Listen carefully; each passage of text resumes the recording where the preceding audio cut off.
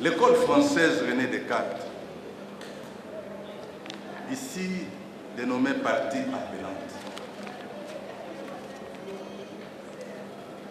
a déféré devant votre cour auguste cour pour la censure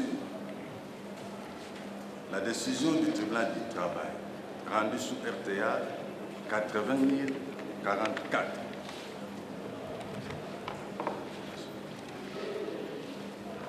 Dans cette cause, madame, l'école française René Descartes était opposée à M. Ngoudjol. Les Français se disent toujours champions des droits de l'homme. Mais seulement, ceux qui ne peuvent pas se permettre de faire sur le territoire français, ils viennent le faire ici. Et voilà la raison d'être du licenciement et le procès qui ensuit. Je vais plaider sur des pièces qui sont bien rassemblées, au lieu de les ramasser par-ci, par-là. La Cour d'appel de la Gombe appelait à examiner l'appel interjeté par l'ASBEL, École française René Descartes, contre une décision rendue au tribunal de travail de la Gombe en sa défaveur dans un contentieux qui l'oppose à son ancien directeur financier, Antoine Ngoudjol. Un dossier qui remonte au mois de septembre 2016. Le demandeur, Antoine Ngoudjol, alors directeur financier au sein de l'ASBEL, l'école française René Descartes, assigne son ancien employeur pour licenciement abusif. Au tribunal de travail de la Gombe, l'ancien directeur financier a soutenu avoir signé un contrat avec l'ASBEL, d'abord pour une durée déterminée de 2009 à 2014, ensuite pour une durée indéterminée à partir de 2014. Ces avocats ont soutenu que leur client aurait vu son contrat être suspendu irrégulièrement pour faute lourde. Le tribunal de travail de la Gombe a condamné l'employeur à payer à son ex-directeur financier 36 mois de salaire et autres avantages. L'ASBEL, École française René Descartes, vient en appel pour solliciter la réformation de cette décision pour mal jugée. M. Ngoudjol a passé les contrats avec l'agence d'enseignement français de l'étranger. Il est venu, il a presté, et après, l'agence de l'enseignement français, l'école René Descartes cette fois-ci, acceptera de lui proposer de travailler au sein de l'école. C'est l'essence de ce premier contrat signé avec l'école, le tout premier contrat. Nous sommes en date du 1er septembre 2014.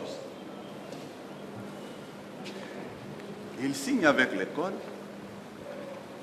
et c'est indiqué Association des parents d'élèves de l'école française René Descartes de Kinshasa. Nous sommes le 1er septembre 2014. Madame le Président, ce contrat est signé en bonne et due forme. C'est-à-dire, déjà au mois de mai, j'annexerai les pièces attestant cet état de choses, après, avec la note de plaidoirie. Au mois de mai, l'école a formulé le vœu.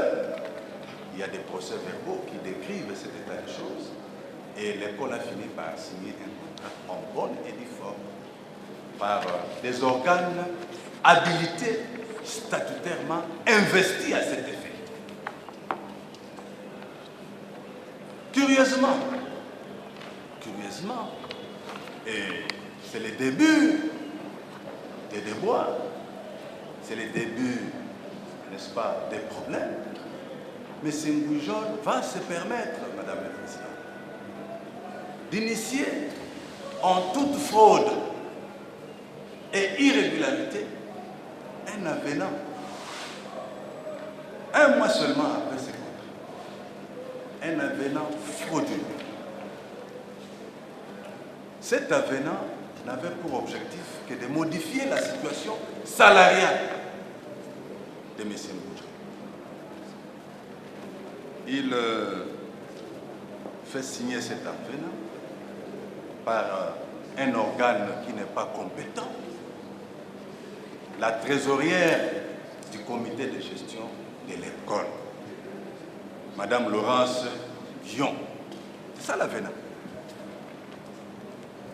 Avant cette date, cette dame n'était pas présidente, il a engagé, sans autorisation préalable du conseil de gestion, une entreprise de nettoyage MAC, et c'est pour un paiement mensuel de 900 €, sans convention signée avec la présidente du conseil.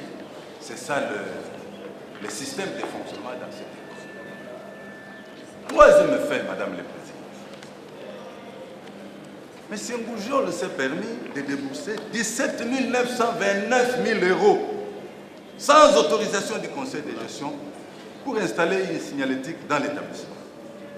La partie intimée, dans sa réplique, sollicite de la Cour de confirmer l'œuvre du premier juge dans toutes ses dispositions. Les avocats d'Antoine Ngoujol soutiennent pour leur part l'irrécevabilité de cette action pour irrégularité dans l'expédition d'appel produit par la partie appelante. Les conseils soulèvent en outre d'autres moyens d'irrégularité tirés sur la forme, notamment les défauts de qualité de l'appelant. M. Ngoujol est fonctionnaire de l'État en France. Il a été détaché pour venir travailler à l'école française René Descartes. Le recrutement à l'école française René Descartes se fait à deux niveaux. Soit par l'agence de l'enseignement français à l'étranger, qu'on appelle AFE, qui recrute et engage pour l'école française. Soit c'est l'école française qui engage sur place ici. C'est connu, c'est documenté. Donc, il a été au service de l'école française depuis 2009 pour un premier contrat de 3 ans qui a été renouvelé d'une année par 2 fois, ce qui fait 5 ans. En 2014, l'école française décidera de l'engager localement ici pour le même poste de DAF. Mais curieusement, à ces nouvel engagement durée d'une année, on va l'engager avec une rémunération de 5 500 $, alors qu'initialement, comme nous avons dit, il a été engagé, il a travaillé, il a presté pour 10 000 €. Ça posait un problème. De sorte que le président intérimaire qui a signé le contrat avec lui ne pouvait pas prendre trop d'engagement dès lors qu'il était limité. À l'élection du nouveau président, Madame Guillon, qui était auparavant trésorière dans le comité sortant, qui connaissait préalablement les réclamations, les revendications de M. Antoine, qui venait de signer un nouveau contrat pour le même poste, mais avec un salaire inférieur et pour une durée déterminée, a voulu être logique avec elle. C'est ainsi qu'il va lui demander, la nouvelle présidente, demander à M. Antoine de lui préparer un avenant à ce contrat-là. L'avenant a été, Madame a été élue, ce qu'on ne vous dit pas. Madame a été élue le 3 septembre. À l'école française, lorsqu'on est élu, on sait déjà qui alors officiellement sera présidente du conseil de gestion. C'est ainsi que l'ancienne trésorière, par rapport à l'élection du 3 septembre, était déjà dans la peau du président et va instruire son collaborateur de lui préparer un avenant où il devait modifier le salaire, la rémunération qu'on devait relever et ainsi transformer aussi la durée en durée indéterminée. Le contrat, l'avenant qu'on vous a montré a été préparé en date du 7 octobre. Voilà pourquoi, du 7 octobre, mais, ça c'est la date de préparation, mais que Madame signera en date du 10. Et il y a des mails à cet effet. L'école française, on ne vous produira jamais la procuration au terme de laquelle l'école française a donné, l'école française René Descartes de Kinshasa a donné à Maître Efika mandat d'interjeter appel. Il n'y en a pas. L'appel a été interjeté par une personne sans existence juridique, l'association. Vous allez donc décréter l'irrécevabilité de l'appel. Par impossible, c'est le style rhétorique du prétoire. Par impossible ou par magie, si votre cour, Madame le Premier Président, Messieurs de la Cour, votre cour disiez que, en dépit du fait que cette association n'existe pas, mais elle reçoit quand même son appel. Vous allez constater que, en deuxième lieu, cet appel a été interjeté par une personne tierce au procès. Madame Malila qui a donné procuration à Maître Efika. Où sont ces actes de nomination? Il s'agit de quoi? On vous dit que, d'abord, en ce que je sache, Madame Malila est présidente du conseil de gestion de l'association des parents d'élèves du lycée français René Descartes.